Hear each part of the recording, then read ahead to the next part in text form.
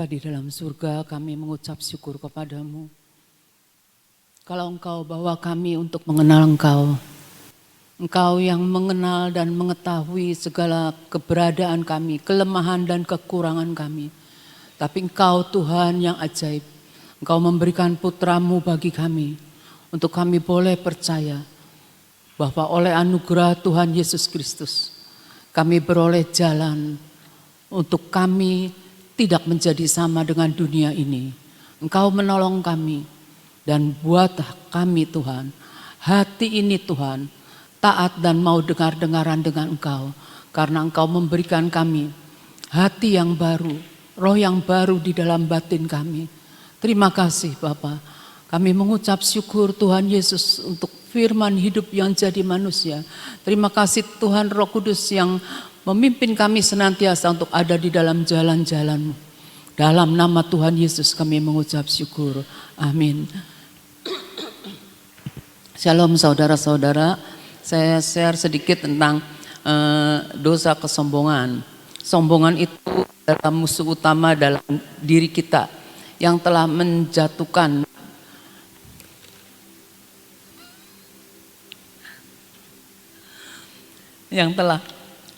menjatuhkan kita dan banyak memakan korban karena kita ini sombong ya. Bintang-bintang di langit bisa berjatuhan bagai pohon ara, itu ada di kitab Wahyu, bagai pohon ara menggugurkan buahnya ketika goncangan-goncangan itu datang. Jadi kita tahu semakin tinggi gedung, apabila fondasi dasarnya tidak kuat, maka akan mudah digoncangkan, akan hebat kerusakannya, harus kokoh dan kuat. Ya. Kita sadar bahwa si ular itu mengebaskan akan ekornya sehingga sepertiga dari bintang-bintang di langit itu jatuh. Kita harus berhati-hati ya, apalagi orang-orang yang telah diangkat Tuhan menjadi bintang gitu ya. Menjadi bintang itu kan memancarkan terang. Harus hidupnya ini benar-benar dijaga supaya kita tidak jatuh di dalam dosa kesombongan. Karena kita tahu kalau kita harus berjaga-jaga, harus sadar. Karena kita tahu juga bahwa ada harimau itu berjalan keliling mencari mangsanya yang siap untuk ditelannya ya. Benar-benar kita harus berjaga, berdoa, merenungkan firman. Ketika kita merenungkan firman, juga kita nih harus melakukan firman, menghafalkan ayat firman Tuhan yang mengena di hati kita, khususnya di dalam kelemahan, di dalam kekurangan kita. Ketika kita membaca firman, kita tahu, waduh, ini seperti saya harus menjaga supaya tidak apa yang firman Tuhan katakan itu saya harus lakukan. Begitu saudara. Jadi kita tangkap setiap firman yang mengena di dalam kelemahan kita. Kita perkatakan. Kita harus berubah dalam pola pikir kita yang salah gitu. Yang tidak sesuai sama firman. Kita perkatakan karena mudah sekali kita jatuh dalam dosa kesombongan. Karena kita tahu ketika kita dikandung oleh ibu kita dilahirkan sudah dalam keadaan dosa. Status manusia itu dosa. Dan ketika kita tahu itu dosa, maka itu dosa sudah lama berurat, berakar ketika kita masih dalam kandungan. Dosa kesombongan. Itu yang harus kita perangi, kita matikan segala kedagingan kita harus salibkan. Benar-benar harus kita menyadari akan hal itu ya. Roma 12 ayat 2 coba. Janganlah kamu menjadi serupa dengan dunia ini, tetapi berubahlah oleh pembaruan budimu. Manusia itu takut untuk berubah. Takut untuk berubah. Ingat-ingat, ketakutan manusia adalah takut untuk berubah. Makanya dikatakan bahwa udah bawaannya saya begini, udah dari sananya begini. Itu salah saudara, itu dunia ya. Kita tidak boleh menjadi serupa dengan dunia. Bahkan ada yang mengatakan begini, kita orang percaya itu paradoks kekristenan itu, kita sebagai orang percaya tidak boleh sama dengan dunia. Jadi harus berlawanan. Dunia ngomong apa kita harus lawannya, kita harus berani berbeda gitu ya. Berubahlah oleh pembaruan budimu sehingga kamu dapat membedakan manakah kehendak Allah, apa yang baik, yang berkenan kepada Allah dan yang sempurna. Yang baik, yang berkenan dan yang sempurna. Ingat, itu kehendak Allah ada 3 ya, kita harus mengejar sampai kepada yang sempurna. Kita menyadari bahwa kita hidup di dunia ini, peperangan itu belum selesai. Jangan pernah menyerah, harus terus berjuang untuk mencapai akan garis akhir. Saya pernah lihat di Pria Sejati ada kalimat begini, pemenang itu bukan berarti orang yang tidak pernah gagal. Jadi pemenang bukan berarti orang yang tidak pernah gagal. Jadi orang yang menang itu pernah mengalami kegagalannya. Tetapi pemenang itu adalah orang yang tidak pernah menyerah kalah. Kita harus menjadi orang-orang yang tidak pernah menyerah kalah. Kenapa tidak pernah menyerah kalah? Karena Tuhan Yesus sudah bangkit dari maut. Tuhan Yesus naik ke surga. Tuhan Yesus ada di dalam diri kita. Kuasa kebangkitannya ada dalam kita dan Tuhan sudah menetapkan kita lebih dari pemenang. Kalau saudara tidak pernah mau berperang, gimana bisa menang? Jadi mau tidak mau kita masuk ke dalam peperangan. Dan kita tahu, kita tuh perang itu beranjak dari kemenangan Tuhan Yesus Kristus. Orang kalau maju berperang harus yakin bahwa dia menang. Kalau enggak yakin dia menang, maju berperang sama baik bunuh diri. Ya toh, jadi harus punya modal dulu, iman kemenangan itu ada di kita ya. Nah, yang kita perangin adalah dosa kesombongan ya. Kita lihat di dalam Matius 20 ayat 26 sampai 27. Tidaklah demikian di antara kamu. Nah, ini paradoks nih. Barang siapa ingin menjadi besar di antara kamu, hendaklah ia menjadi pelayanmu. Kalau dunia ngomong kalau kamu pengen jadi besar, kamu harus jadi bos. Tetapi kalau paradoks mengatakan bahwa kalau kita ingin jadi besar harus mulai dari yang rendah ya. Itu paradoks kekristenannya. Barang siapa ingin menjadi terkemuka di antara kamu, hendaklah ia menjadi hambamu. Jadi kalau orang pengen terkemuka, orang dunia ngomong kalau kamu pengen terkemuka, ayo kamu melakukan sesuatu yang istimewa gitu. Tapi di sini Tuhan ngajarin, hendaklah ia menjadi hambamu. Nah, teladan kita ini adalah Tuhan Yesus. Bukan dunia, bukan orang-orang hebat yang dari dunia, bukan. Tapi Tuhan Yesus Kristus. Jadi fokusnya tuh Tuhan Yesus. Ini cuma salah satu paradoks aja, saya cuma ambil yang ini. Misalnya ya, dunia mengatakan perhatikanlah si nomor 1. Tapi Yesus mengatakan perhatikanlah orang lain juga. Memang semua kita juga kalau di pertemuan-pertemuan mana yang nomor 1, saya pasti perhatikan dia ya enggak? Pasti kita perhatikan dia. Semua itu maklum, boleh kata Tuhan. Tapi kita jangan sampai tidak memperhatikan yang kurang mendapat perhatian. Kita harus memperhatikan mereka juga. Harus memperhatikan mereka juga. Itu Filipi 2 ayat 4. Filipi 2 ayat 4 Aldi. Dan janganlah tiap-tiap orang hanya memperhatikan kepentingannya sendiri, tapi kepentingan orang lain juga. Yesus ngomong kita harus memperhatikan kepentingan orang lain juga. Sedangkan kita kalau kepentingan diri kita pengen lihat yang utama gitu, yang nomor 1, saya lihatnya ini dulu gitu ya, otomatis nggak apa-apa. Tapi kita harus memperhatikan orang-orang yang kalau ada lagu tuh orang-orang yang tidak diindahkan tuh apa namanya? Ada tuh lagunya itu, nggak tahu dah, lupa saya. Nah, kalau dunia mengatakan bahwa hancurkan musuhmu, itu musuhmu, hancurkan. Musuh kita bukan darah dan daging, ingat ya. Tetapi Yesus ngajarin kepada kita, kasihilah musuhmu. Jadi paradoks ya. Nah, dunia mengatakan Peganglah hak-hakmu, tapi Yesus mengatakan lepaskan hakmu. Hak kita untuk balas dendam, hak kita untuk marah, hak kita, pokoknya hak kita tuh banyak dah. Saya juga ngalamin banyak hal. Cuma yang saya ingat satu hal gini, umpama kamu diberi sesuatu, nah jangan erat-erat dipegangnya. Kalau dipegang erat-erat, ketika suruh buka sakit tangan kita. Lepaskan hakmu, lepaskan hakmu. Kita di dunia lahir tidak punya apa-apa ya. Nah sekarang kalau kita lihatnya kesimpulan dari hal-hal yang akan saya sharein dari Amsal 8 ayat 13. Takut akan Tuhan ialah membenci kejahatan. Aku benci kepada kesombongan, kecongkakan, tingkah laku yang jahat, mulut penuh tipu muslihat. Kita harus singkirkan semuanya.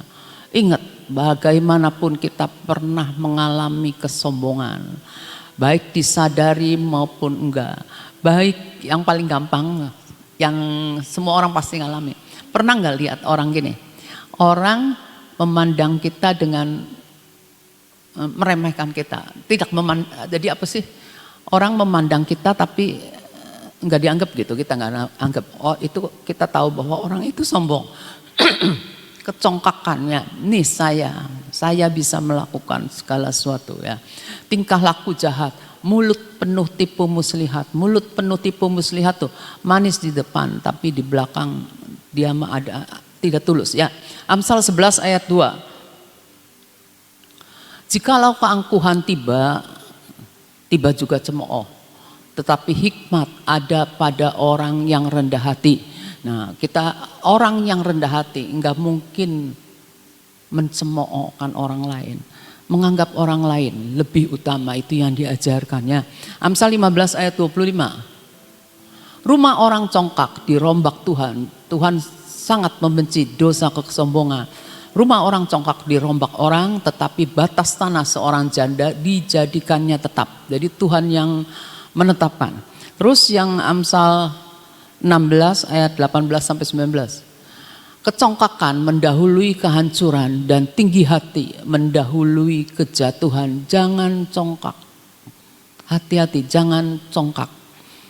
Mana ini? Ayat 19. Lebih baik merendahkan diri dengan orang yang rendah hati daripada membagi rampasan dengan orang congkak. Kalau kita berada bersama-sama dengan orang yang rendah hati, kita tidak akan mencoba untuk mengunggulkan diri. Coba kalau saudara kumpul dengan orang-orang yang satu ngomong ini, yang satu ngomong ini, yang satu ngomong ini, mengunggulkan diri, kita terbawa dan kita akan menjadi orang yang membanggakan diri juga. Hati-hati saudara, lebih baik kita diam ya. Terus ayat 8, Amsal 18 ayat 12. Nah tadi keloncat ya, Amsal 29 ayat 23, itu tadi udah ya. Ini udah Amsal 29 ayat 23. Keangkuhan merendahkan orang, itu orang yang angkuh itu suka merendahkan orang lain ya. Kita pernah melakukan semua itu, baik sadari atau enggak. Saya pernah ngalamin gini saudara, keangkuhan merendahkan orang. Saking gemes nih, saya punya ART, saya sebut si ajaib. Si ajaib ini bikin saya nangis saudara. Gemes pisan saya tuh ya. Dia ajarin enggak ngerti-ngerti, dia sengaja bandel lagi ya. Tetapi setelah dia pergi, setelah dia nikah gitu ya, saya nyesel. Iya ya, aduh Tuhan, saya tuh jahat sekali dalam. Saya kehilangan saudara. Itu saya sebut ajaib karena bikin gemes saya enggak bisa gimana gitu. Jadi saya tuh merendahkan dia karena dia orangnya enggak pandai. Dia itu ikut ke saya lihat, kalau saudara lihat tampang calon ART, mukanya itu cembetut, tidak ada senyumnya. Terus cutek gitu tuh.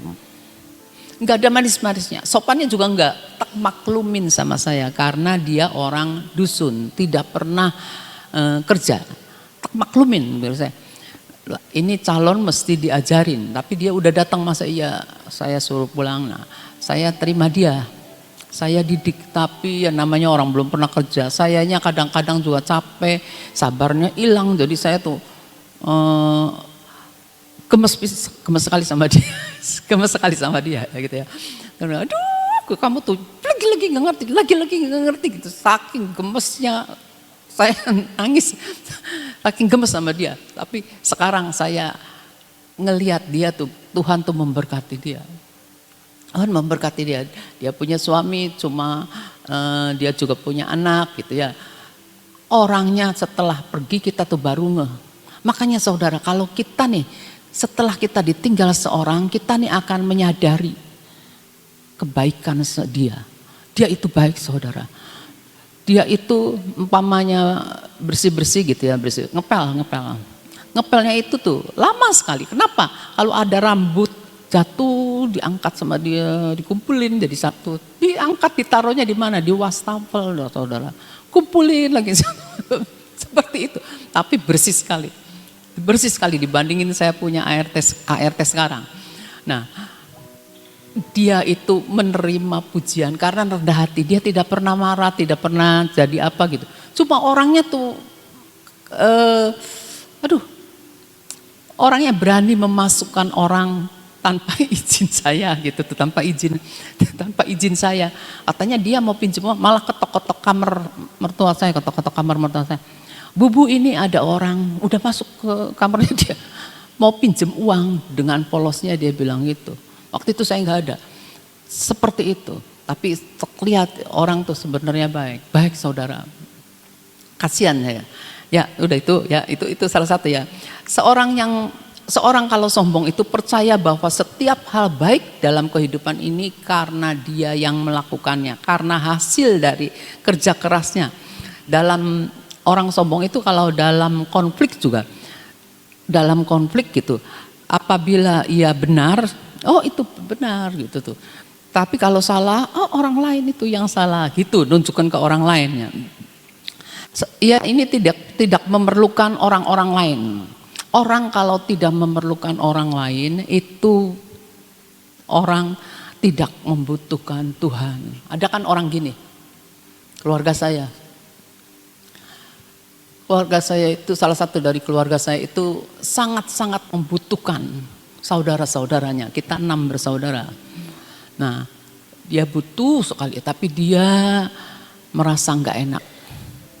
Kalau ke saya jauh. Kalau di yang kesatunya yang dia butuh sekali dia nggak berani karena dia kerja. Kesatunya lagi dia nggak berani lagi karena ada istrinya. Kesatunya lagi nggak berani karena ada pasangannya semua gitu ya. Nah dia cerita sama saya gitu ya. Dia cerita gini. Ternyata waktu dia membutuhkan, sang istri jadi iparnya itu menawarkan diri. Suruh itu aja, suruh adik kamu si A aja. Dia sampai terharu sekali gitu ya, dia terharu sekali. Akhirnya adik saya yang ini mau, terus akhirnya adik saya yang lainnya lagi mau menolong. Saya bilang, kamu jangan suka punya pikiran seperti itu, kita bersaudara, kita saling melengkapi, saling tolong menolong. Saya bilang gitu, kalau kamu merasa tidak membutuhkan, kamu bisa jalan sendiri, berarti kamu sombong. Iya saya sombong, kata dianya, iya saya sombong. Lalu saya renung-renung, iya juga ya dia tuh ada sombongnya gitu tuh. Ya, semua manusia ada sombongnya. Jadi saya ngerasa iya ya. Nah suatu saat saya itu mau pergi ke Rahasia. Terus saya enggak deket sama seseorang. Saya deketnya sama yang biasa. Saya kalau ke orang-orang yang biasa saya berani minta tolong. Tolong dong saya ikut ke sana, tolong ke Gracia saya ikut gitu ya. Satu saat saya telat. Ibu Nani nanya saya, telat baik? Iya. Iya Bu Nani. Saya tadi naik becak. Kenapa? Beli milu kita, kata orang itu.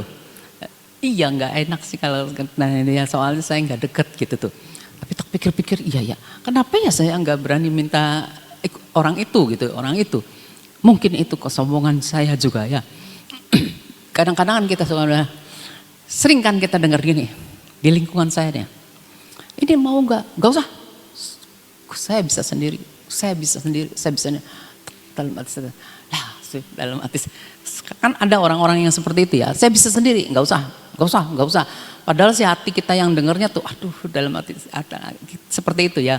Nah waktu kecil kan kita lihat petinju, juara tinju itu Muhammad Ali ya, kita lihat Muhammad Ali. Si mulut besar tak apa ya, dapat julukannya gitu ya, juara bertahan itu kelas berat ya. Nah dia naik pesawat yang istimewa ya, pesawat jumbo ya. Terus ada pramugari yang bilang sama dia, tolong pakai ikat pinggang. Nah, terus dianya bilang gini, mungkin bercanda atau kalau tergantung kesan dari itunya ya, dari pramugarinya ya.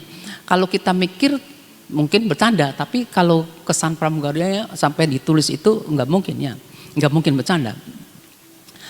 Superman itu tidak butuh ikat pinggang, tapi si pramugari pinter, brilian otaknya. Dia bilang gini, kalau Superman tidak butuh pesawat, kata dia, tidak butuh pesawat katanya. Oh iya, tak pikir-pikir pinter juga. Kalau saya mungkin nggak ketemu, kalau Miss Ina pasti ketemu omongan kayak gitu.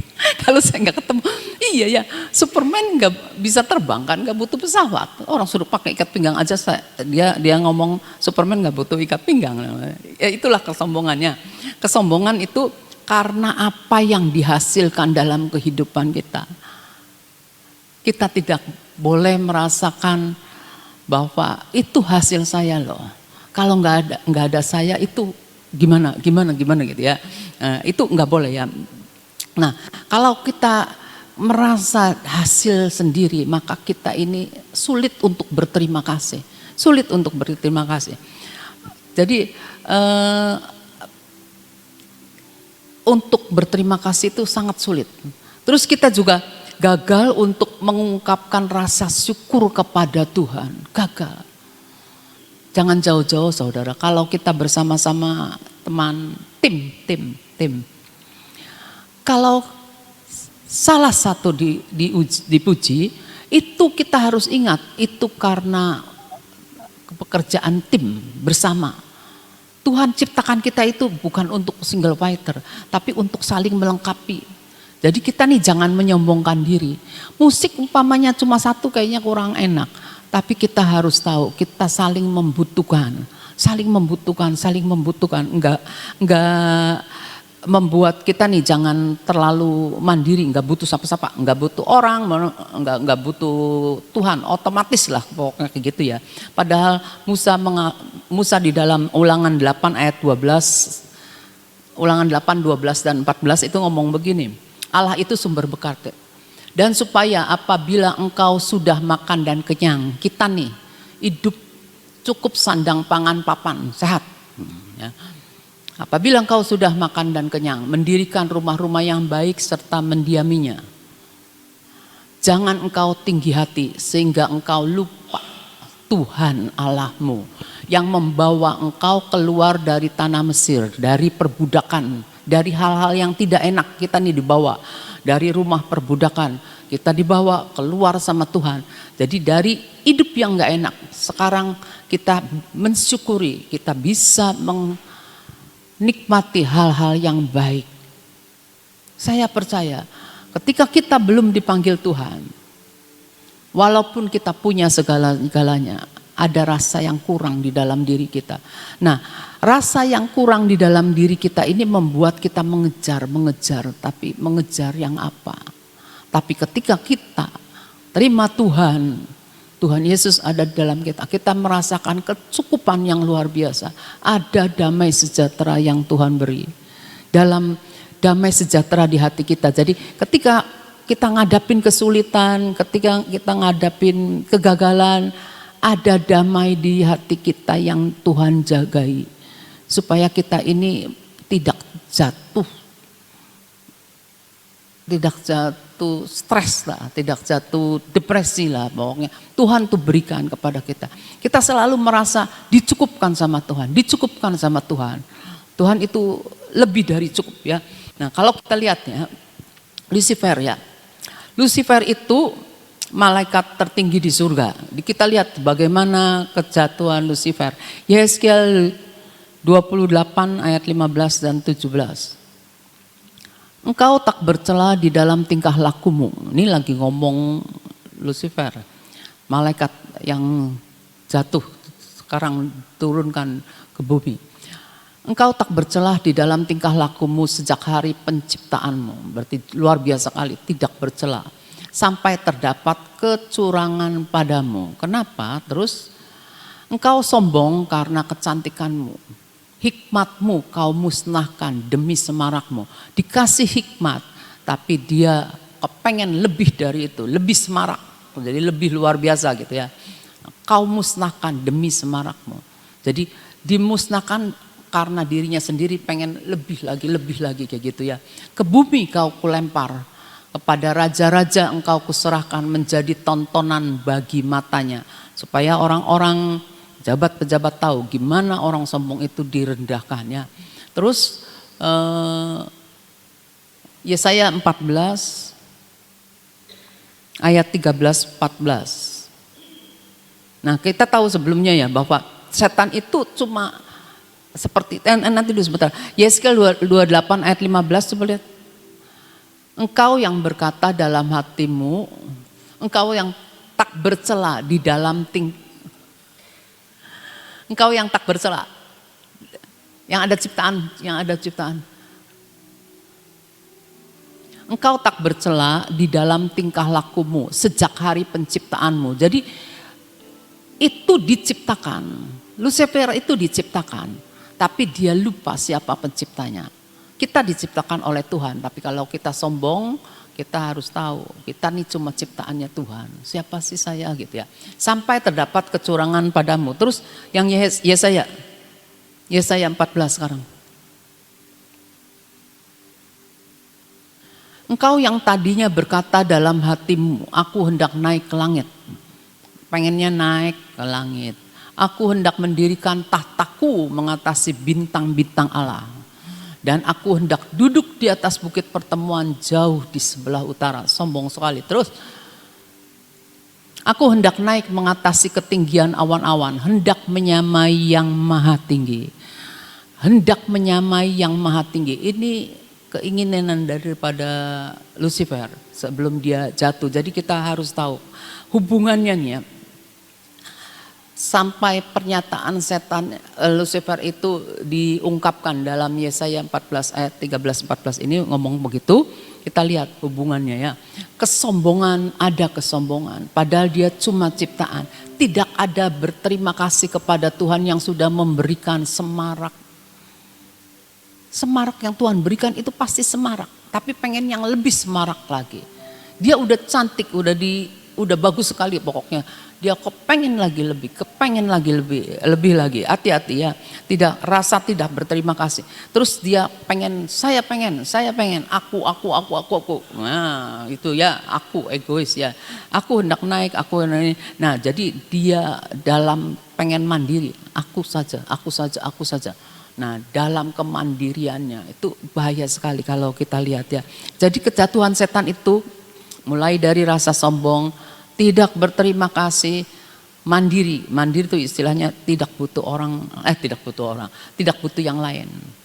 Sedangkan kita makhluk ciptaan Tuhan, kita tahu hidup kita di tangan Tuhan. Kita harus senantiasa bersyukur sekecil apapun yang kita terima, yang dari atas itu pemberian yang baik dan sempurna. Seperti firman pada waktu Selasa dikatakan seperti itu. Nah, kita berterima kasih. Jadi untuk menjaga hati kita. Dan kita tahu kita butuh yang lain. Kita tidak dapat sendiri. Kita butuh yang lain. Jadi sampai kapanpun ketika kita belajar, kita masih butuh lagi yang lain untuk mengajarin kepada kita. Kita butuh lagi. Seperti itu. Nanti kita akan dibawa oleh Tuhan untuk Tuhan membawa kita kepada tempat di mana kita akan terus diperlengkapi. Begitu saudara. Itu yang saya bisa sharekan hari ini. Itu saja dahulu. Yuk, terima kasih. Yuk kita berdoa. Bapa, kami mengucap syukur kepadamu. Jamahlah hati kami Tuhan. Kami tidak mau memiliki hati yang keras dan yang tidak mau berubah. Kami mau setiap firman-Mu yang menemplak kami, memperbarui akan akal budi kami, sehingga kami tidak menjadi serupa dengan dunia. Kami mau menjadi serupa seperti yang firman-Mu katakan. Biar hidup kami disesuaikan dengan firman-Mu. Kami mau menjadi serupa dengan Tuhan Yesus Kristus, pencipta kami. Dan kami hanya ingin memberikan rasa hormat kami, kemuliaan, kepujian dan kebanggaan kami hanya untuk Tuhan kami Yesus Kristus yang sudah mati tersalib bagi kami dan mengajarkan kepada kami untuk kami tidak hidup dalam keegoisan, tidak hidup dalam kedagingan, dan biarlah daging kami tersalib juga dimatikan supaya Yesus yang makin bertambah-tambah dalam hidup kami dan kami yang makin berkurang.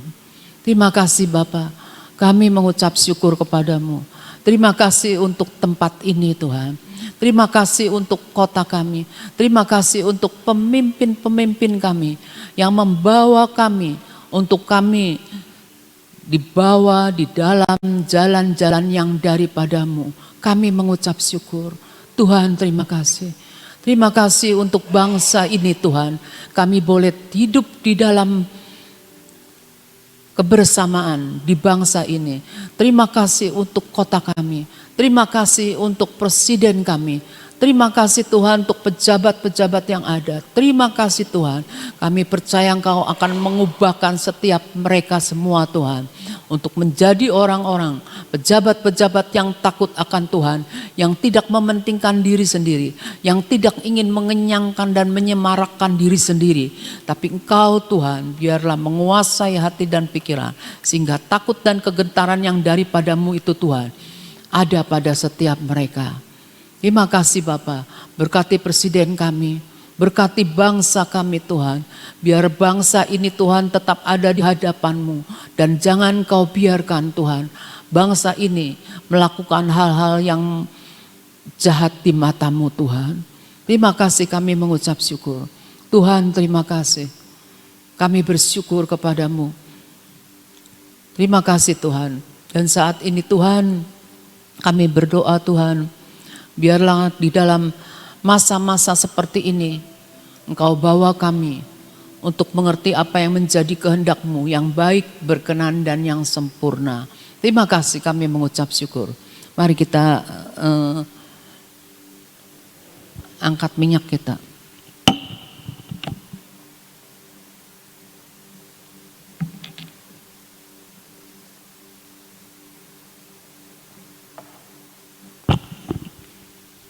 Bapa, kami mengangkat tangan kami.